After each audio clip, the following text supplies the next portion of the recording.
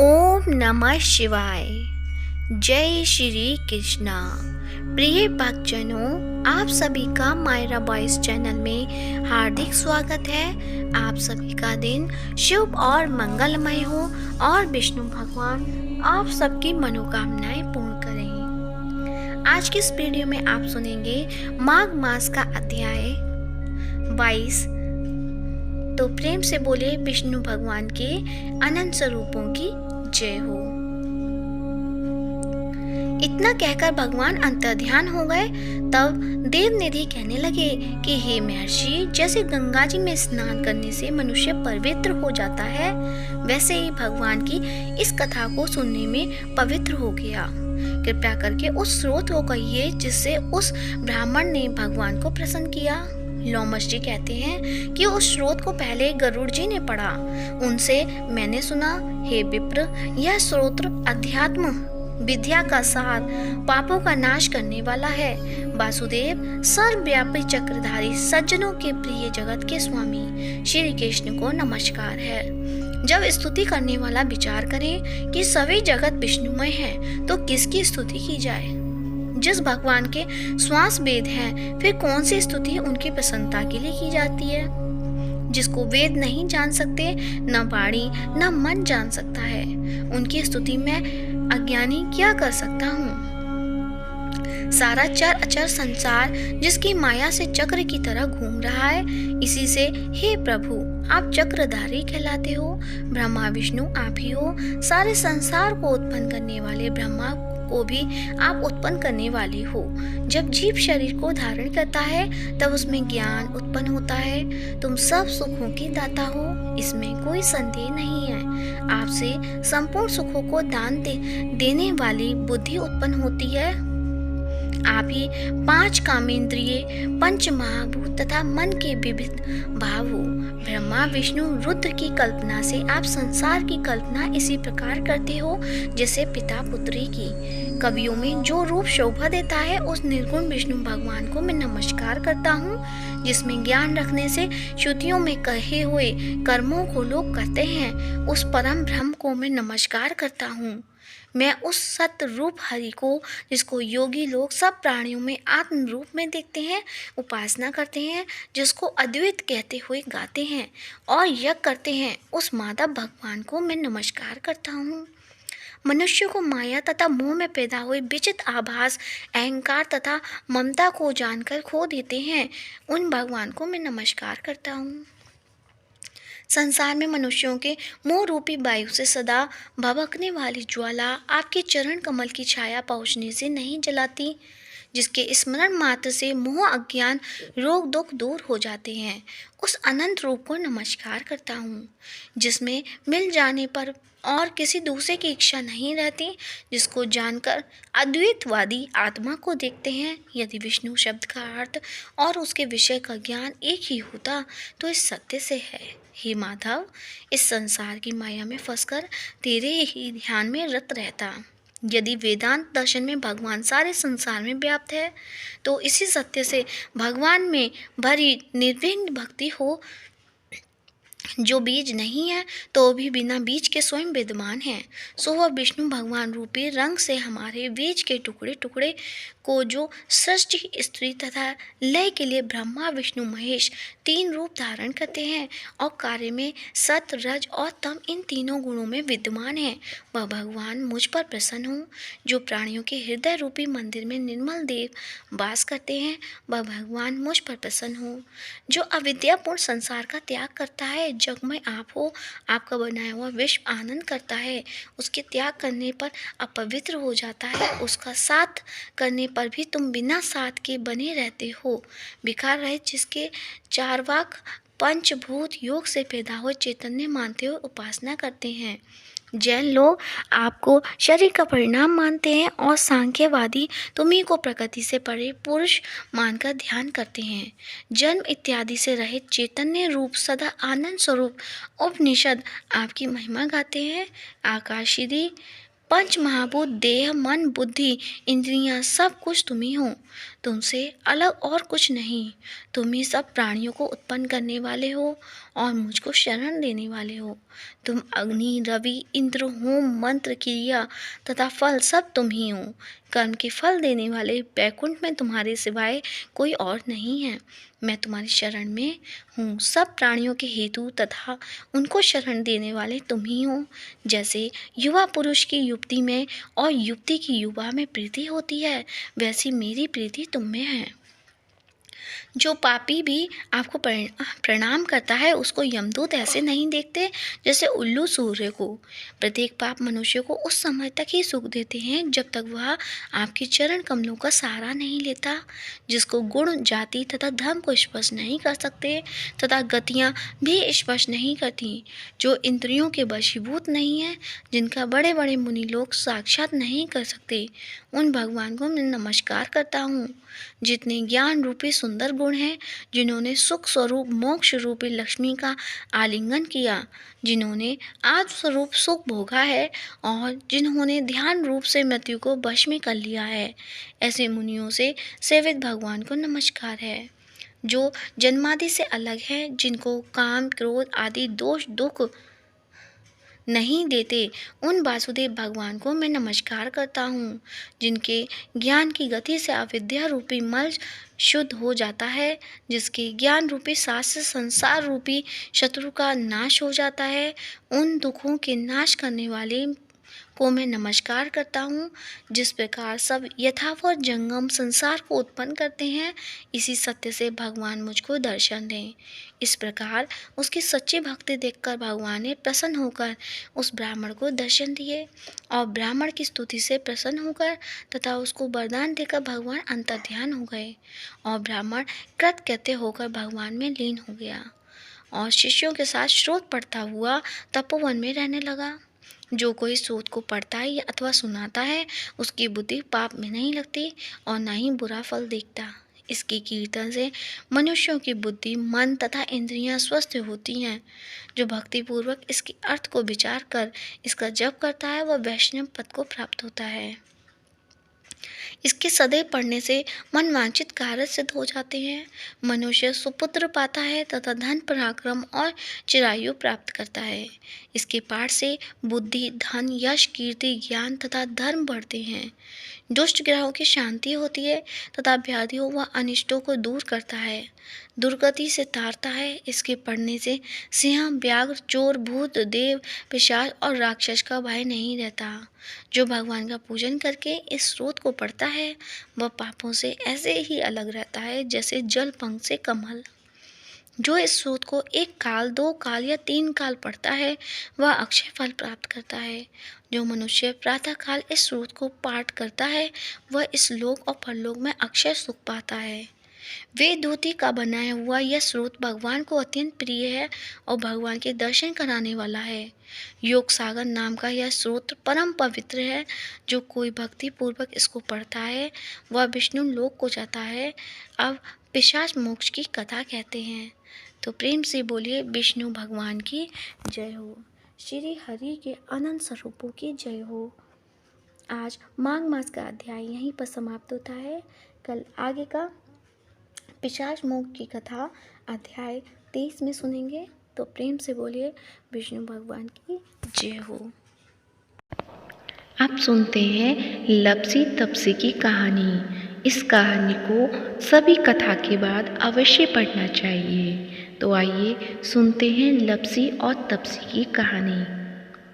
एक समय की बात है, एक छोटे से गांव में 2 दोस्त रहते थे जिनका नाम लपसी और तापसी था।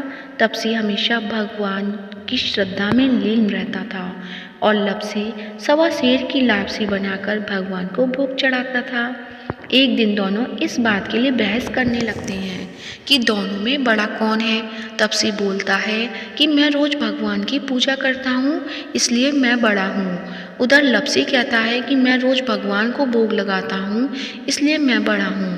उसी वक्त नारद जी वहाँ से गुजर रहे थे। उन्होंने देखा कि लपसी और तपसी दोनों किसी चीज़ को लेकर बहस कर रहे हैं। उन्होंने उन दोनों से पूछा कि तुम क्यों लड़ रहे हो। उन दोनों ने अपने बड़े होने के कारण बताया। फिर नारद जी बोले कि इस बात का फैसला मैं कर सकता हूँ कि कौन बड़ा है। अगले दिन वह दोनों नहा धोकर अपने अपने काम में लग गए। फिर नारद जी चुपके से आए और तपसी के सामने 1.25 करोड़ की अंगूठी रख दी, ताकि वह जान सके कि तपसी के मन में कितना लालच है। जब तपसी की नज़र उस अंगूठी पर पड़ी तब उसने चुपचाप उससे अपने पैर के नीचे छिपा लिया। फिर नारद जी ने लपसी के सामने अंगूठी रखी। अंगूठी पाकर उसने सोचा कि यह अंगूठी तो बहुत महंगी लग रही है, यह जिस किसी की होगी वह बहुत परेशान होगा। फिर वह बाहर जाकर उसके असली मालिक को खोजने लगा, लेकिन वह नहीं मिला। तो लपसी ने उस अंगूठी को अपने गाँव के मुखिया को दे दिया, क्योंकि वह नहीं चाहता था कि किसी दूसरे की अंगूठी को वह अपने पास रखे। उसने मुखिया से कहा कि यह जिस किसी की भी अंगूठी है उसको वापस कर देना। फिर लपसी उस जगह पर जाता है जहाँ पर तपसी अपनी तपस्या कर रहा होता है। फिर वहाँ नारद जी प्रकट होते हैं। जब नारद जी उन दोनों के पास आते हैं, फिर वो दोनों उससे पूछने लगते हैं कि हम दोनों में कौन बड़ा। नारद जी ने कहा कि तुम दोनों में लपसी बड़ा है। तपसी ने इस चीज़ का कारण पूछा, तब उन्होंने तपसी से खड़े होने को कहा। जब वह खड़ा हुआ तब उसकी अंगूठी दिख गई, तो उसने अपने नीचे छिपाई होती है, उसकी चोरी पकड़ी जाती है। तब नारद जी ने तपसी से कहा कि तुम इतनी तपस्या करते हो, फिर भी तुम्हारा मन साफ नहीं है और इसलिए तुम्हें कोई फल नहीं मिलता। नारद जी ने तपसी से कहा, सच्चा भक्त होना यह नहीं होता कि हम दिन भर तपस्या में लीन रहें, बल्कि हमारा सच्चा मन भी होना चाहिए, तभी हम एक सच्चे भक्त कहलाएंगे। तपसी अपने किए पर शर्मिंदा हो गया। उनको समझ में आ गया कि उसने कितनी बड़ी गलती की है। उसने नारद जी के सामने हाथ जोड़कर पूछा कि मुझे अपनी तपस्या का फल कैसे मिलेगा और मेरा पाप कैसे उतरेगा। तब नारद जी बोले कि जब कार्तिक मास में स्त्रियां कार्तिक नहाएंगी तब वे अपना पुण्य तुम्हें दे देंगी, और साथ ही यदि कोई धोती के साथ गमछा नहीं देगा तो वह फल तुम्हें मिलेगा। यदि कोई साड़ी देकर ब्लाउज नहीं देगा तो फल तुम्हें मिलेगा। यदि कोई अंगना लीपकर दहली नहीं लीपेगा तो वह फल तुम्हें मिलेगा। यदि कोई सीधा देखकर दक्षिणा नहीं देगा तो वह फल तुम्हें मिलेगा। यदि कोई ब्राह्मण जिमाकर दक्षिणा नहीं देगा तो वह फल तुम्हें मिलेगा।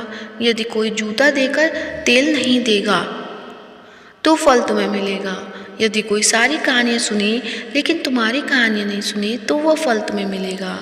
फिर उसी दिन से हर व्रत और कथा के बाद तपसी और लपसी की कहानी कही और सुनी जाने लगी। लपसी और तपसी की कहानी का फल लपसी को मिले और तपसी की तपस्या का फल तपसी को मिले, हमारी पूजा पाठ का फल हमें मिले।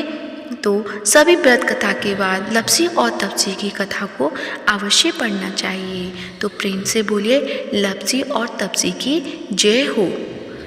अब सुनते हैं श्री विष्णु चालीसा। तो प्रेम से बोलिए विष्णु भगवान की जय हो, जगत के पालनहार की जय हो। विष्णु सुनिए विनय सेवक के चितलाए, कीरत कुछ वर्णन करूं दीजिए ज्ञान बताए। नमो विष्णु भगवान खरारी, कष्ट नशावन अखिल बिहारी। प्रबल जगत में शक्ति तुम्हारी, त्रिभुवन फैल रही उजियारी। सुंदर रूप मनोहरी सूरत, सरल स्वभाव मोहिनी मूरत। तन पर पीतांबर अति सोहत, बैजंती माला मन मोहत। शंख चक्र कर गदा बिराजे, देखत दैत्य असुर दल भाजे। सत्य धर्म मद लोभ न गाजे, काम क्रोध मद लोभ न छाजे। संत भक्त सज्जन मन रंजन, दनुज असुर दुष्टन दल गंजन। सुख उपजाए कष्ट सब भंजन, दोष मिटाए करत जन सज्जन। पाप काट भव सिंधु उतारण, कष्ट नशा कर भक्त उवारण। करत अनेक रूप प्रभु धारण, केवल आप भक्ति के कारण। धरणी धेनु मन तुम्ही पुकारा, तब तुम रूप राम का धारा। भार उतार असुर दल मारा, रावण आदि को सहारा। आप बराह रूप बनाया, हरनाक्ष को मार गिराया। धर्मत से तन सिंधु बनाया, 14 रत्नन को निकलाया। अमिलक असुरन द्वंद मचाया, रूप मोहिनी आप दिखाया। देवन को अमृत पान कराया, असुरन को छवि से बहलाया। कूर्म द्रूप धर सिंधु मचाया, मदराचल गिरी तुरत उठाया। शंकर का तुम फंद छुड़ाया, भस्मासुर को रूप दिखाया। वेदन को जब असुर डुबाया, कर प्रबंध उन्हें ढूंढवाया। मोहित बन कर खल ही नचाया, उसी कर से भस्म कराया। असुर जलंधर अति बलदाई, शंकर से उनकी न लड़ाई। हारे पार शिव सकल बनाई, कीन सती से छल खल जाई।